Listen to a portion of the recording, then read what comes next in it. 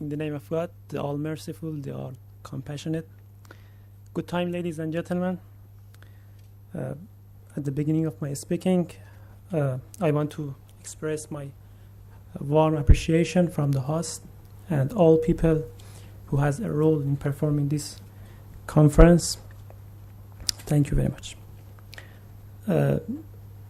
As the chairman said, I'm the presenter, but I prepared this presentation with the cooperation of my dear colleague, Mr. Makizadeh. I was not alone. It was correct. As you know, this is the second IORA meeting of experts on, about maritime safety and security. Today, in these 15 minutes, I want to speak about threats, challenges, and risks in the Indian Ocean. All of you knows the bold and important role of Indian Ocean in world trade.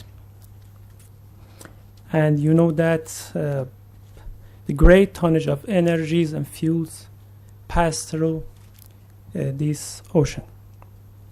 But unfortunately, we have some risks here. Indian Ocean somehow is a high-risk area, and we should do some actions for decreasing the risk and enhancing the security.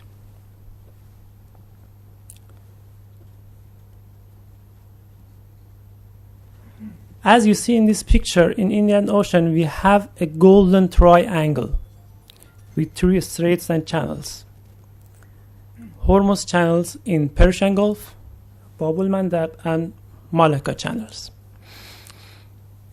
This is the golden triangle because the great tonnage of fuel and goods, raw goods, to China, from Africa to China, and from Persian Gulf to India and China, pass through these channels and straits. But unfortunately, as I said, it's high-risk area here.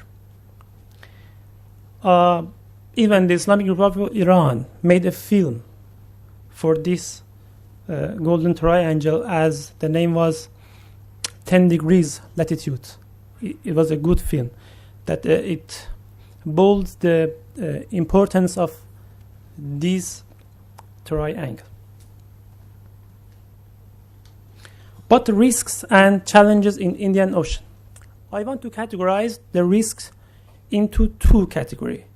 The first one is potential, or new appearing, or new appeared, I don't know, maybe. And the second one is ongoing risks and challenges. But what are potential risks? The potential risk in Indian Ocean is terrorist attacks by militant group like ISIS, Al-Shabaab, and some other terrorist groups. Maybe now we don't have this kind of risk now, but we should predict.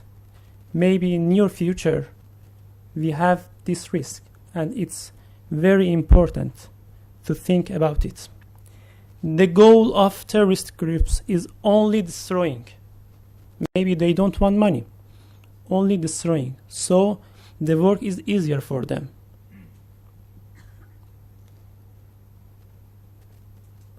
As you know, they have some hidden strategies that here is not the place to explain about. What are their tools? Their tools are handmade missiles, divers, suicide attacks by fast vessels, and using sea mines. As you know, prediction is better than curing. Now, we say this and we expect that something do for these risks. But what can we do? As I said, we can sharing our ideas to prevent this risk to be happen in future.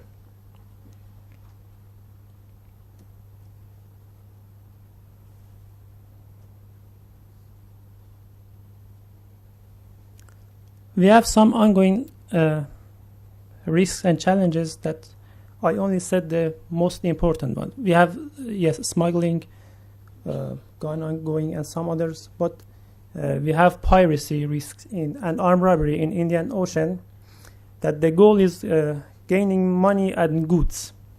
And the tools of them are threatening, hostage-taking, and terrifying.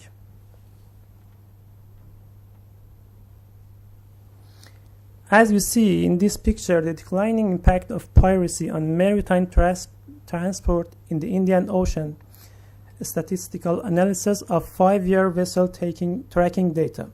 As you see, when there is a risk in the coastline, the year after the years, ships and vessels goes far from the coastline to be more safe. They go to the ships. They go to the sea, not to the coastlines, because there were risks. And if you see the lines, you understand that this problem.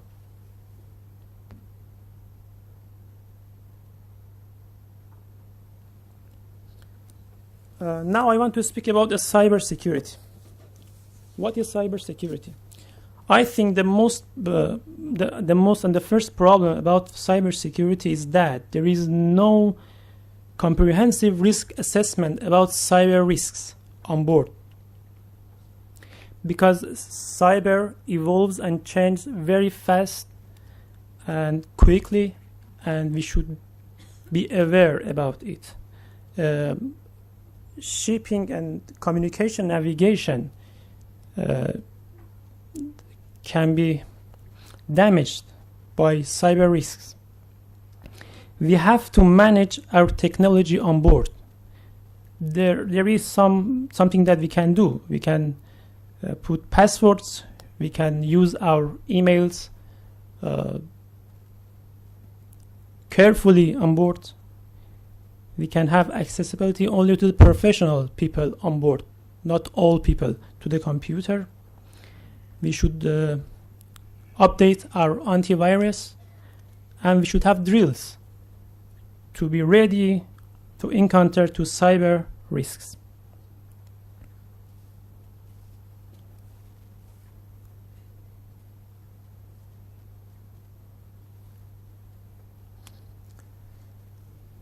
Iran has some measures taken by itself to enhance security in Indian Ocean.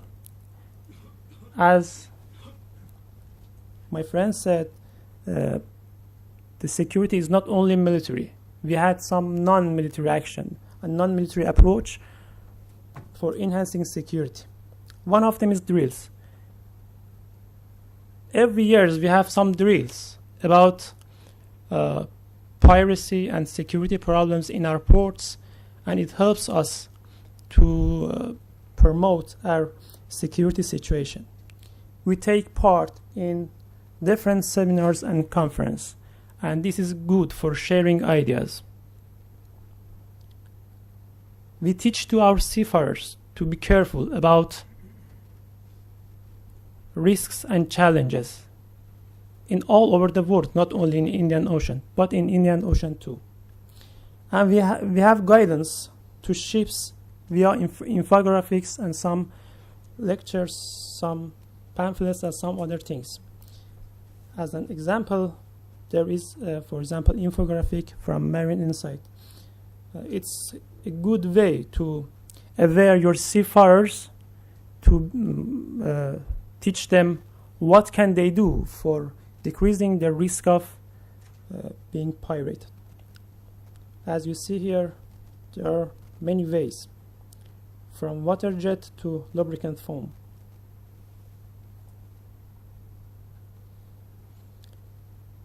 But we have another approach too, military approach. Non-military is complementary of military approach in Indian Ocean. Our approach is in line with Resolution 1838, 1846 of the United Nations, and even SUA, Suppression Against Unlawful Acts. We have warships, and as Iranian Navy commander, 3 months ago, we expressed that we sent 52 warships to the oceans, and we have escorted 4,000 vessels and ships in the seas. It's a great number. And each ship has a distress, we help. And as you know, actions speak louder than words, and we act.